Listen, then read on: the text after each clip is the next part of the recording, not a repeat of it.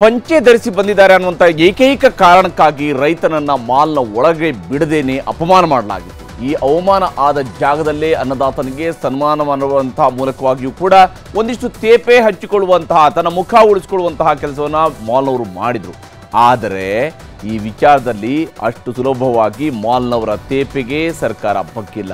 ಈ ವಿಚಾರ ಇವತ್ತು ವಿಧಾನಸೌಧದಲ್ಲೂ ಕೂಡ ಪ್ರತಿಧ್ವನಿಸಿತು. ಅಷ್ಟೇ ಅಲ್ಲದೆ ಮಾಲ್ನವರ ದುರಹಂಕಾರಕ್ಕೆ ಸರ್ಕಾರ ಬೀಗ ಹಾಕಿದೆ.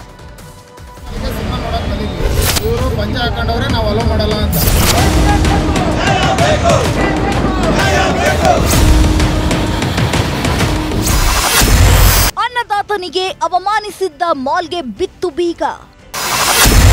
ವಿಧಾನಸಭೆಯಲ್ಲೂ ಪ್ರತಿಧ್ವನಿಸಿದ ಪಂಚೆ ಪವರ್. ಹಾವೇರಿ ಮೂಲದ ರೈತ ಫಕೀರಪ್ಪಗೆ ಬೆಂಗಳೂರಿನ ಜಿಟಿ ಮಾಲ್ನಲ್ಲಿ ಅಪಮಾನ ಆಗಿತ್ತು. ಸಿನಿಮಾ ನೋಡಲು ಪಂಚೆಯಲ್ಲಿ ಬಂದಿದ್ದ ಫಕೀರಪ್ಪಗೆ ಸೆಕ್ಯೂರಿಟಿ ಸಿಬ್ಬಂದಿ ಒಳಗೆ ಬಿಟ್ಟಿರಲಿಲ್ಲ. ಈ ಬಗ್ಗೆ ನ್ಯೂಸ್ 18 ನಿರಂತರ ಮತ್ತು ಪರಿಣಾಮಕಾರಿ ವರದಿ ಮಾಡಿತ್ತು. ಇದರ ಫಲವಾಗಿ ಅವಮಾನವಾದ ಜಾಗದಲ್ಲೇ ರೈತನಿಗೆ ಸನ್ಮಾನವೂ ಆಯಿತು. ಇದರ ಬೆನ್ನಲ್ಲೇ ಈ ವಿಚಾರ ಇವತ್ತು ಅಧಿವೇಶನದಲ್ಲಿ ಸದ್ದು ಮಾಡಿತು.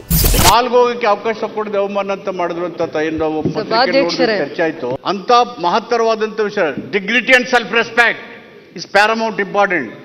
ಅದಕ್ಕೆ ಧಕ್ಕೆ ಮಾಡತಕ್ಕಂಥ ನಡವಳಿಕೆ, ಆ ರೀತಿಯ ವರ್ತನೆ ಅದು ಖಂಡನೀಯ.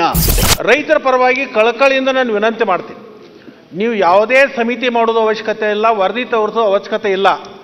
ಇದು ಜಗತ್ ಜಾಹೀರ್ ಆಗಿರ್ತಕ್ಕಂಥದ್ದು. ಇನ್ನೇನು ತರಿಸೋದು ಅವಶ್ಯಕತೆ ಸರ್ಕಾರ ಆದೇಶ ಮಾಡಿಬಿಡಿ. ಅವನಿಗೆ 7 ದಿನಗಳ ಮಟ್ಟಿಗೆ ವಿದ್ಯುತ್ತನ್ನು ನಾನು ಕಡಿತ ಮಾಡ್ತೇನೆ ಅಂತೇಳಿ 7 ದಿವಸ ವಿದ್ಯುತ್ ಕಡಿತ ಮಾಡಿ, ಅಂದ್ರೆ ಇಡೀ ರಾಜ್ಯಕ್ಕೆ ಒಂದು ಮೆಸೇಜ್ ಹೋಗುತ್ತೆ. 7 ದಿನಗಳ ಕಾಲ ಜಿಟಿ ಮಾಲ್ ಮುಚ್ಚಿಸಿ ಕಾನೂನು ಕ್ರಮ ಕೈಗೊಳ್ಳುತ್ತೇವೆ. ಈ ಬಗ್ಗೆ ಬಿಬಿಎಂಪಿ ಆಯುಕ್ತರಿಗೆ ಸೂಚಿಸುತ್ತೇನೆ ಅಂತ ಸಚಿವ ಭೈರತಿ ಸುರೇಶ್ ಮಾಹಿತಿ ನೀಡಿದ್ರು. ಬಿಬಿಎಂಪಿ ಕಮಿಷನರ್ ಹತ್ರ ಏನಿದಕ್ಕೆ ಪರಿಹಾರ ಅಂತ ಕೇಳಿದೆ. ಸರ್ಕಾರಕ್ಕೆ ಅಧಿಕಾರ ಇದೆ ಅಧ್ಯಕ್ಷರೇ, ಅವನಿಗೆ 7 ದಿವಸಗಳ ಕಾಲ ಅವನ ಮಾಲನ್ನ ಮುಚ್ಚಿಸುವಂಥದ್ದು ಕಾನೂನು ಪ್ರಕಾರ ಏನಿದೆ ಅವನಿಗೆ ಇಮಿಡಿಯೇಟ್ ಅವನ ಮೇಲೆ ಕ್ರಮ ತಗೊಂಡು ಮುಚ್ಚಿಸುವಂತ ಕೆಲಸ ಮಾಡ್ತೀವಿ. 2 ವರ್ಷದಿಂದ ತೆರಿಗೆ ಕಟ್ಟದೆ ಜಿಟಿ ಮಾಲ್ ಕಳ್ಳಾಟ. ಪಂಚೆ ವಿವಾದದಲ್ಲಿ ಸಿಲುಕಿರುವ ಜಿಟಿ ಮಾಲ್ಗೆ ಮತ್ತೊಂದು ಸಂಕಷ್ಟ ಎದುರಾಗಿದೆ. ಕಳೆದ 2 ವರ್ಷಗಳಿಂದ ಬಿಬಿಎಂಪಿಗೆ ಆಸ್ತಿ ತೆರಿಗೆ ಕಟ್ಟದೆ ಬಾಕಿ ಉಳಿಸಿಕೊಂಡಿರೋದು ಪತ್ತೆಯಾಗಿದೆ. ಜುಲೈ 30ರೊಳಗೆ ಆಸ್ತಿ ತೆರಿಗೆ ಪಾವತಿಸಲು ಡೆಡ್ಲೈನ್ ನೀಡಿ ಬಿಬಿಎಂಪಿ ಅಧಿಕಾರಿಗಳು ಜಿಟಿ ಮಾಲ್ಗೆ ಬೀಗ ಜಡಿದಿದ್ದಾರೆ.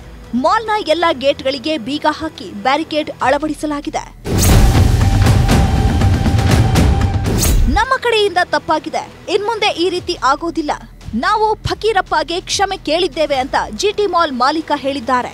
ಫಕೀರಪ್ಪ ಅವರಿಗೆ ಅವಮಾನ ಆಗಿದೆ, ಅದಕ್ಕೆ ನಾವು ಅನ್ಕಂಡೀಷನ್ ಅಪಾಲಜಿ ನನ್ನ ಸೈಡಿಂದ, ಮಾಲ್ ಓನರ್ ಸೈಡಿಂದ ನಾನು ಮಾಲ್ ಓನರ್ ಆಗಿ ಕ್ಷಮೆ ಕೇಳ್ತಾ ಇದ್ದೀನಿ. ಒಬ್ಬ ವ್ಯಕ್ತಿ ಸ್ವಲ್ಪ ಓವರ್ ಆಗಿ ಕೆಲಸ ಮಾಡೋದಕ್ಕೆ ಹೋಗಿ ಒಂದು ತಪ್ಪು ಮಾಡಿದ್ದಾರೆ. ಅವ್ರು ತಪ್ಪು ಮಾಡಿದವ್ರಿಗೂ ನಾವು ಆಗಲೇ ಬುದ್ಧಿ ಹೇಳಿದ್ದೀವಿ, ಅವ್ರನ್ನ ಅಂಡರ್ ಸಸ್ಪೆನ್ಷನ್ ಆಗಿ ಇಟ್ಟಿದ್ದೀವಿ. ಸದ್ಯಕ್ಕೆ ಮಾಲ್ ಇವತ್ತಿಂದ ನೆಕ್ಸ್ಟ್ ಅಫಿಷಿಯಲ್ಸ್ ಹೇಳೋವರೆಗೂ ಕ್ಲೋಸ್ ಆಗಿರುತ್ತೆ. ರೈತ ಫಕೀರಪ್ಪಗೆ ಅಪಮಾನಿಸಿರುವುದನ್ನ ಖಂಡಿಸಿ ಜಿಟಿ ಮಾಲ್ ವಿರುದ್ಧ ಇವತ್ತು ಕೂಡ ರೈತ ಸಂಘಟನೆಗಳು ಪ್ರತಿಭಟನೆ ಮಾಡಿದ್ವು. ಈ ವೇಳೆ ಕೆಲ ಪ್ರತಿಭಟನಾಕಾರರನ್ನ ಪೊಲೀಸರು ವಶಕ್ಕೆ ಪಡೆದು ಬಸ್ನಲ್ಲಿ ಕರೆದೊಯ್ದರು. ಒಟ್ನಲ್ಲಿ ರೈತನ ಪಂಚೆಯಿಂದ ಮರ್ಯಾದೆ ಕಳೆದುಕೊಂಡಿರುವ ಜಿಟಿ ಮಾಲ್ಗೆ ಸರ್ಕಾರ ಶಾಕ್ ನೀಡಿದೆ. ಇದು ರೈತರನ್ನ ಕೀಳಾಗಿ ನೋಡಿದವರಿಗೆ ಪಾಠವಾಗಿದೆ. Bureau report, news 18. ಕನ್ನಡಿಗರ ಮೆಚ್ಚಿನ ನಿಮ್ಮ ನ್ಯೂಸ್ 18 ಕನ್ನಡ ಈಗ ವಾಟ್ಸ್ಆಪ್ನಲ್ಲಿಯೂ ಲಭ್ಯ. ಕರ್ನಾಟಕ ಮತ್ತು ದೇಶ ವಿದೇಶದ 360 ಡಿಗ್ರಿ ಸುದ್ದಿ ವಿವರವನ್ನ ನೀವು ನಿಮ್ಮ ಕೈ ಬೆರಳುಗಳಲ್ಲಿಯೇ ಪಡೆಯೋದಿಕ್ಕೆ ಈ QR ಕೋಡ್ ಅನ್ನ ಸ್ಕ್ಯಾನ್ ಮಾಡಿ. ನಮ್ಮ ಚಾನೆಲ್ ಅನ್ನ ಫಾಲೋ ಮಾಡಿ, ನೋಟಿಫಿಕೇಶನ್ ಆನ್ ಮಾಡಿ.